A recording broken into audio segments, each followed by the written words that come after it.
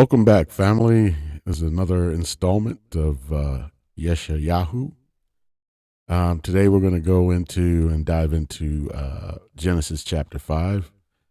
And like I said, my intent is to go through this entire Bible, Yah willing, and hopefully teach things that are not normally taught, but yet are scriptural. So we're going to dive in. Hopefully, you've been following along from the first installment. Can't tell you how many installments there will actually be, but like I say, we'll try to hit the entire book. Okay, so it starts off in Genesis chapter 5 and verse 1. This is the book of the generations of Adam. In the day that God created man, in the likeness of God made he him. Okay, like I say, I prefer to use the actual Hebrew. So when we get to the term God, I will either say Elohim or I'll say Yahweh. And hopefully you guys know the difference. I guess maybe real quickly, I'll say it this way. Generally speaking, in the King James, and that's what we're reading from, King James, if you see the term Lord, especially if it's in all caps, it's derived from the Hebrew word Yahweh, which basically means the eternal. That's the name for God. His name means basically he is eternal. So that's what he's trying to get across to his Kodeshim, his chosen ones. And if you see the term God with a capital G, it generally means the Elohim, which literally means in Hebrew the powerful ones or the mighty ones, and is plural. So you might get a term Al, that's Aleph Lamed, which means God. But when they say Alaim, the meaning is the gods or the mighty ones, the powerful ones, plural. And we talked at length about what that actually means. Hopefully, your perception is heightened, that the Holy Spirit is leading you, and you can pick up on what I was putting down. So it says like this. This is the book of the generations of Adam, man, in the day that the Elohim created Adam, man, in the likeness of the Elohim made he him. Male and female. Let that sink in. Male and female created he them and blessed them and called their name Adam, called their name man. So woman is man. Man is man. What I'm trying to do here is make sure we understand that there's a co-equal relationship. The difference is simply in organization. Every organization has a structure. And so Adam, being the firstborn or created, he's in charge. And a lot of people don't want to hear that in today's world, but that's the way it is. It's not that he's greater than Eve, but that there's an order to the way the Most High does things. And of course, why is the word God actually a plural? Because you have to understand, and this is the hard part, and you need to pray about it if you're just not getting it. Remember the term Yahweh means the eternal. Well, it turns out when you understand that there are two thrones in heaven, there are books and volumes written about it, and this is what the ancient Hebrews understood. They understood this. Today, we don't seem to understand it, and we make up our own things. But when they were writing this stuff, they had a certain understanding, and the book of Enoch was also part of their understanding that there are two thrones in heaven. There's Yahweh, which means the eternal one. I guess you would say, a lot of people like to use the term Godhead. And then there's Yahweh, the companion, now we know him as the Son. And I know there's a lot of people who hate to hear that. And For whatever reason, they don't want to hear that, but that's what the Hebrews believed. And it was actually a great mystery at the time of the coming of Messiah. They knew Messiah was coming, but they didn't quite put everything together. And they knew Enoch talked about the basically the two thrones, and that one like the son of Adam. So wait a minute, is the other God a man or something? They couldn't put it all together until the time of Messiah when he unveiled the mystery. So, but you have to understand, he's a Yahweh. Notice I say a Yahweh, and eternal, because he was always with Yahweh the Father.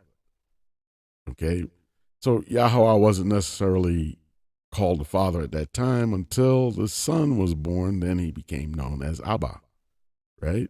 The Father. Before that, he was El Elyon, or Al Elyon, right? The Most High, Elohim, right? The Most High. But the Word, and John chapter 1 talks about it, the Word was with Yah, and the Word was Yah, meaning eternal. So there are two eternal ones, but like I said, there's a pecking order. And he tells the story of what they are through Adam and Eve. So there was Yah through all eternity, but he says it was not good to be alone. And he says that about Adam, but he's really talking about himself also. He's just retelling the story. You just have to be able to perceive that this stuff is not in Genesis for no good reason. It's not in Genesis because I just thought it'd be a good storyline. He's telling you who he is. And so it was not good that Adam be alone. So he put him into a deep sleep and took woman out of Adam. So technically Eve had existed as long as Adam, except she was inside of Adam, right? But Eve went, through, his power, he brought Eve forth from Adam. He's telling his story. So the word went forth from himself. So he created a companion, a helpmeet, and through man. But I don't like to use the term created in this sense that the word was part of the whole. But he separated out the word to be like, and the two are one, and the Messiah tells you, we are one. I am in my Father, and my Father in me. We are one. And we talk about, what he was before being born from a woman into flesh. It tells you his glory that he had. He divested himself of his glory. So why people have a problem understanding, when you say Yahusha is Yahuwah, is because they're not getting the principle. What it simply means is, he came in his father's name. His father's name is Yahuwah, Yahweh, pronounced more properly Yahweh. But he came in his father's name, Yahweh Shah, right? Meaning Yahweh is salvation, or Yahweh saves. But Yahweh means the eternal. So what he's telling you by his name is, I too am eternal. We too are eternal. I am in the Father. I proceeded forth from the Father. But I was always in the Father. And he separated me out just as he separated a rib from Adam to fashion Eve. But she was always there. And that's the part people have a hard time with. What we're not saying is that there are two gods per se. We don't understand the spiritual metaphors as well as we may think we do. The spiritual world is different. Two can be one and easily be one, but it is shown in the physical world as two separate people. But it is clearly stated that Adam and Eve were one, bone of my bone and flesh of my flesh. For this reason shall a man leave his mother and father, he shall take a wife, and the two shall become one flesh. So in the physical, we see it as two people becoming, married, and we still see two people, but what we're not understanding is if you've been married long enough, a lot of you would understand what I'm saying maybe better, is that the two of you start thinking alike, you start acting alike, you start finishing each other's sentences, you are becoming one. But in the spiritual, it's an absolute. You are one. The two are one, right? And so that's the concept most people have a problem with. And I fully expect that most people, when they hear this, will just be turned off and just, turn off this video. And I get that, but you're not the person I'm talking to. If that's the spirit with which you are endowed, it is not your time to understand this. It's not saying you will never understand it, but it's not your time. So, with that being said, he created them, male and female created he them, and blessed them, and called their name Adam, singular, as one. They are one. They are man. Together, they are man. They are one. In the day when they were created. Now, this portion of Genesis is often looked at as kind of like the second creation story. But he's kind of like just doing a backdrop and going into more detail of what was done on the sixth day, right?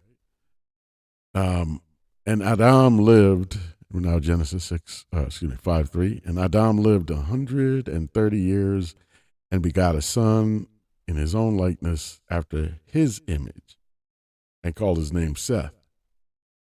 Well, wait a minute. His first son was Cain, or was it?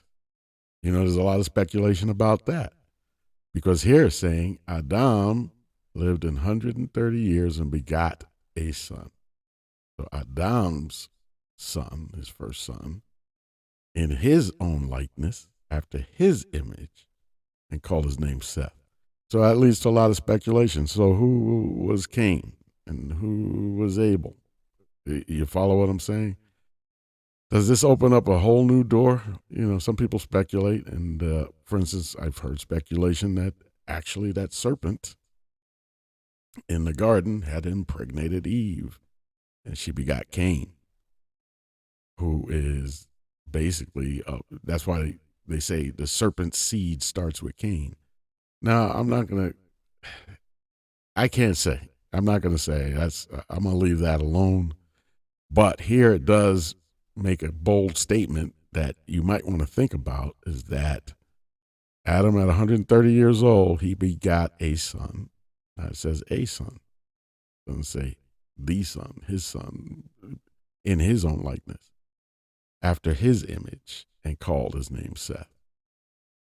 Okay, so, just play around with that idea. I'm not saying which way to go with it, but there you have it. So they're talking about Seth. They're not talking about Cain and Abel at this point. Although that does bring up an interesting thought. If Cain was actually the serpent seed, then if Abel was not Adam's seed, whose seed was Abel?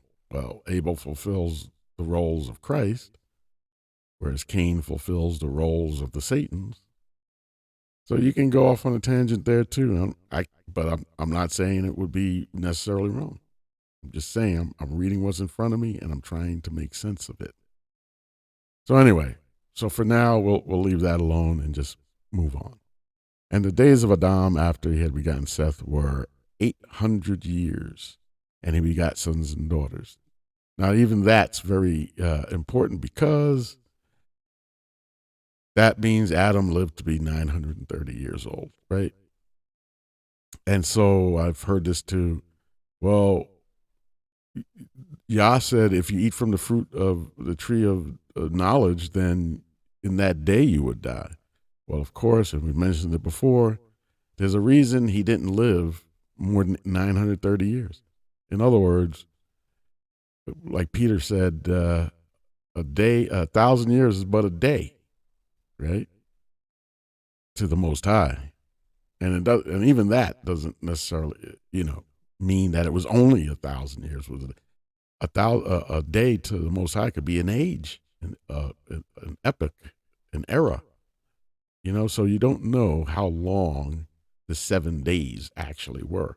Were they 7 actual days of creation, or 7 epochs or eras of creation? Or was each creation just 1,000, each day just 1,000 years? That would mean it was 7,000 years and not 7 24-hour periods.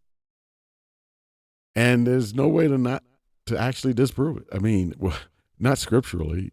It could have been that, because in this case, when he tells Adam in the day you eat of that fruit, in that day you would die.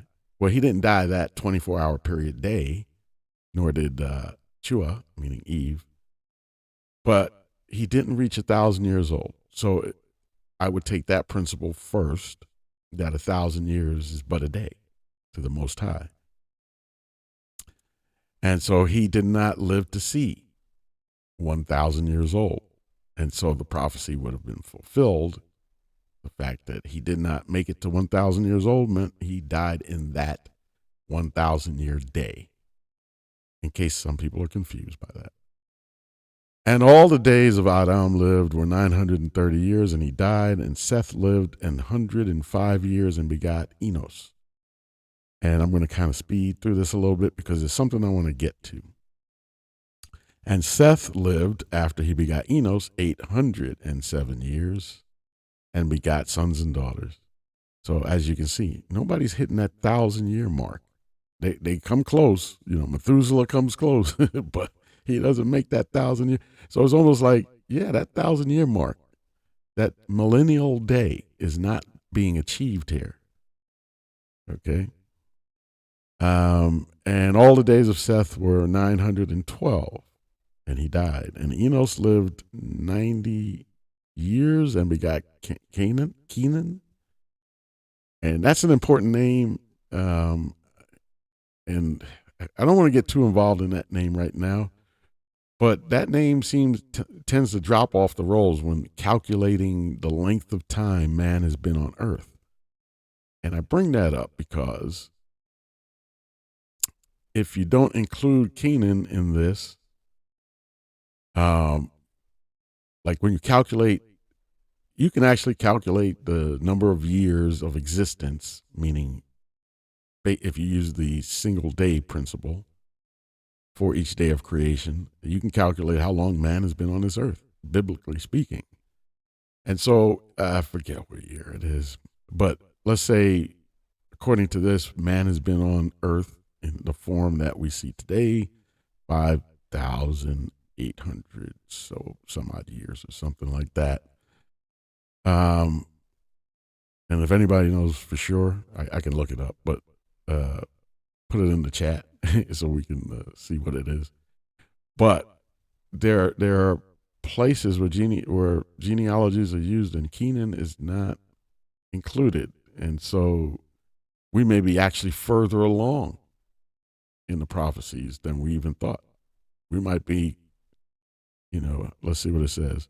And Enos lived after he begot Canaan 815 years, and begot his sons and daughters. And all the days of Enos were 905 years, and he died. And Kenan lived 70 years and begot Mahalalel.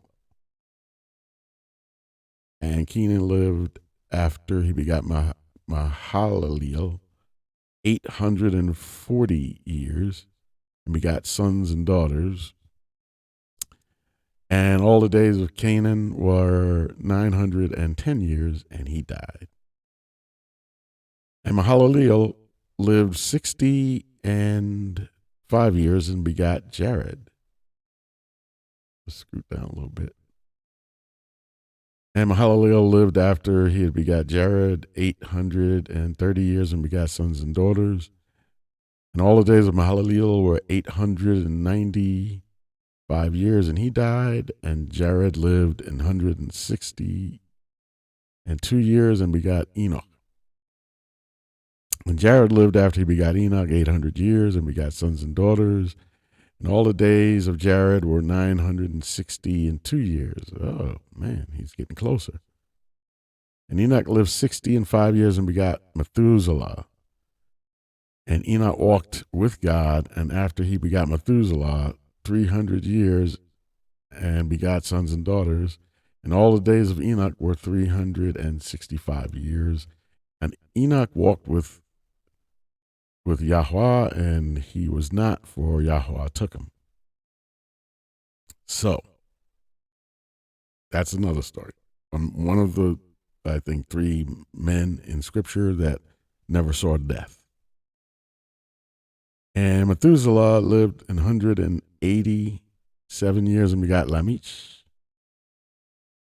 And Methuselah lived after he begot Lamech 782 years and begot sons and daughters. And all the days of Methuselah were 969 years. So he's creeping closer, but he never gets to that 1,000-year mark. And he died. And Lamech lived 182 years and begot a son, and he called his name Noah. The same shall comfort us concerning our work and toil of our hands because of the ground which Yahweh had cursed. And Lamech lived after he begot Noah 595 years and begot sons and daughters.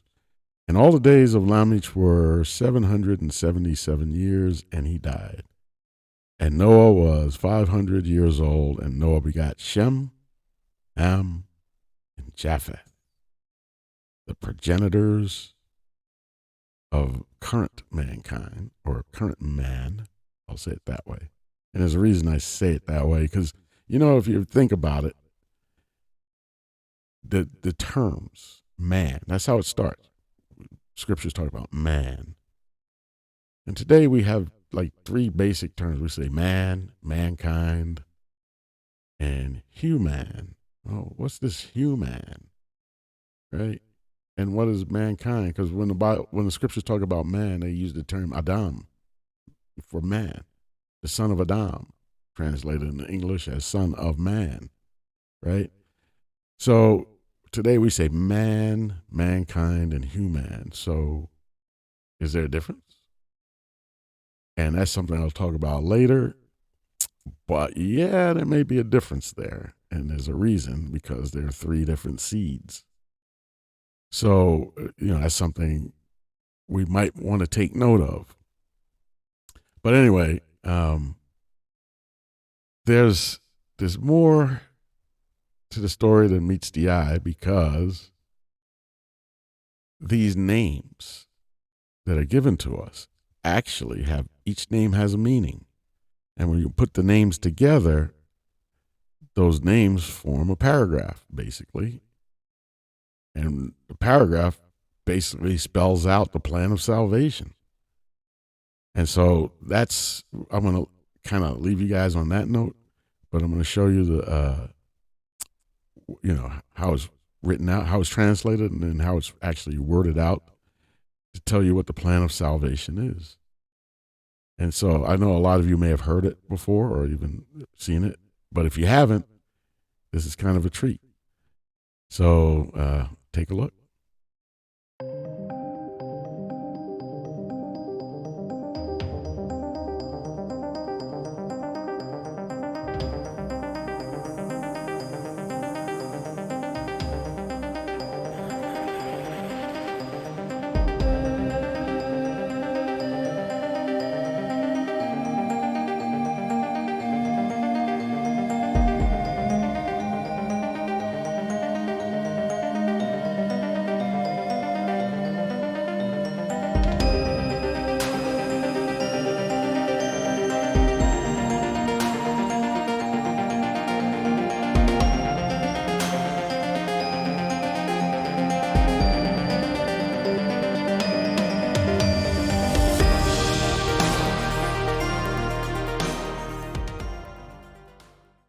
What are the meanings of the names from Adam to Noah?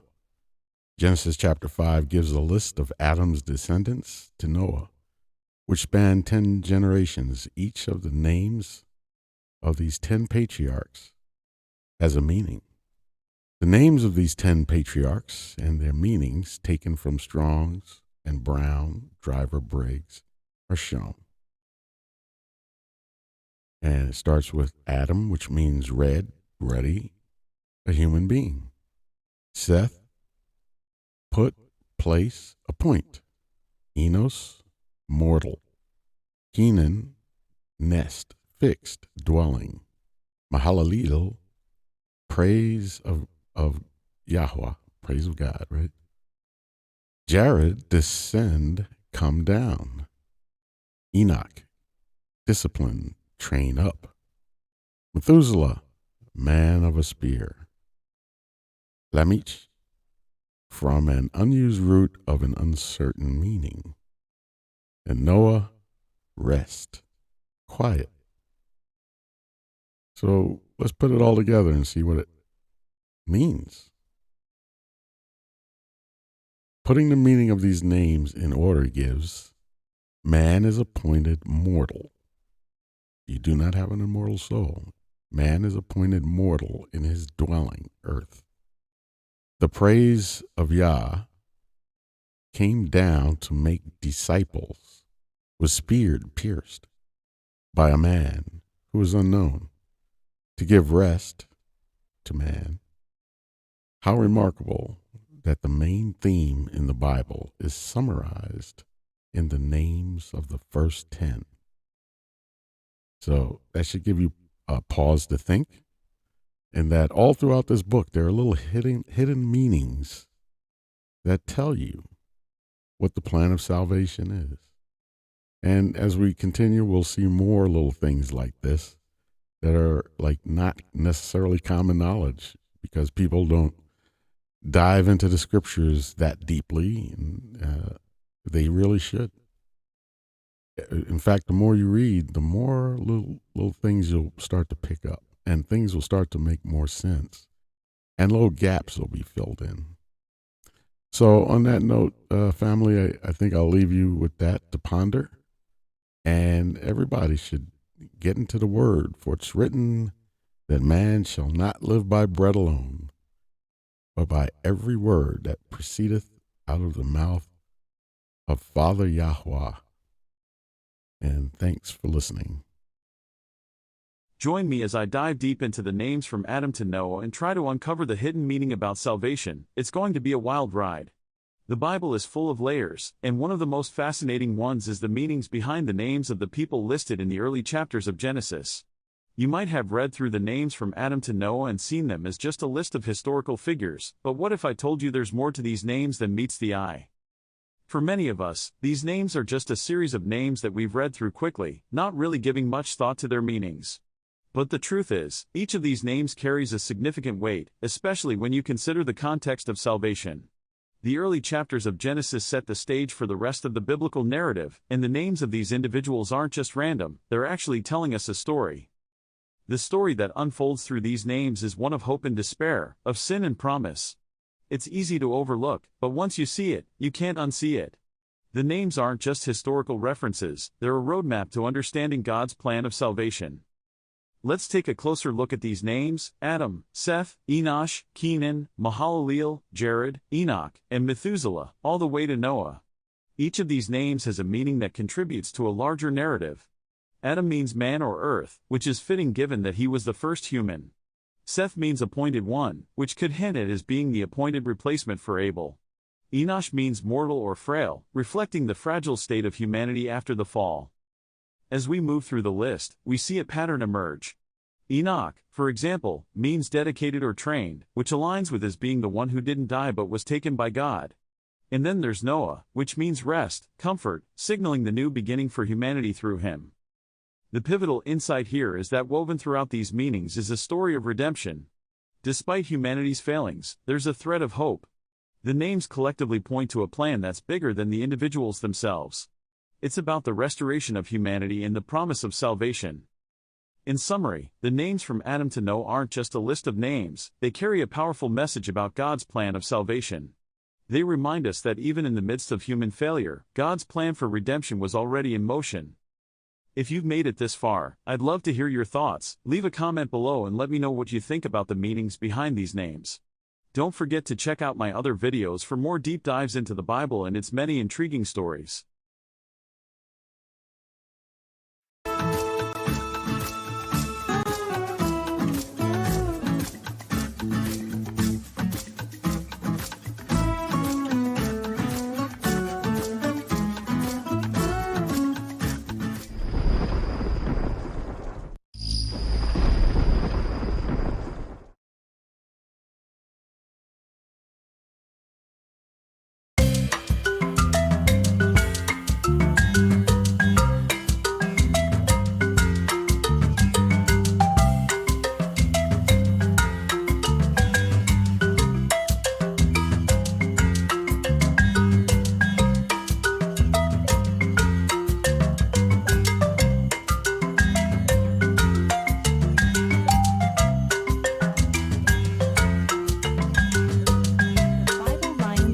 Book for Kids, Volume 2, available August 15, 2025 on Amazon.